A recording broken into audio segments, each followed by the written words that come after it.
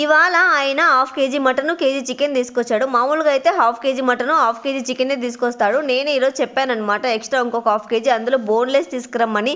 ఎందుకు అంటే ఈ పిల్లలు ఉన్నారు కదా, వాళ్ళు రోజు ఆయనకి కాల్ చేసి డాడీ చికెన్ లాలీపాప్స్ తీసుకురా, చికెన్ పాప్కార్న్ తీసుకురా అంటారనమాట రోజు. సో నేనే చికెన్ పాప్కార్న్ చేసి పెడదాంలే అనేసి కొంచెం స్టోర్ చేసుకుని అయినా 2 days 3 days అలా ఫ్రిడ్జ్లో స్టోర్ చేసుకొని చేసి పెడదాంలే అనేసి ఈరోజు ఇంకా హాఫ్ కేజీ బోన్లెస్ తెప్పించుకున్నాను. లేదంటే అంత బోనే తెస్తాడనమాట ఆయన.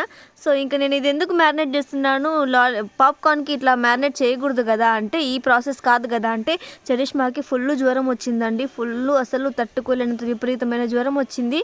ఇంకా అసలు ట్యాబ్లెట్స్ వేయించాను, పడుకుందనమాట. సో ఈ టైంలో ఇలాంటి పాప్కార్న్స్, చికెన్ లాలీపాప్స్, చికెనే పెట్టకూడదు అసలు. సో అందుకే ఇది మ్యారినేట్ చేసి ఫ్రిడ్జ్లో పెట్టాను.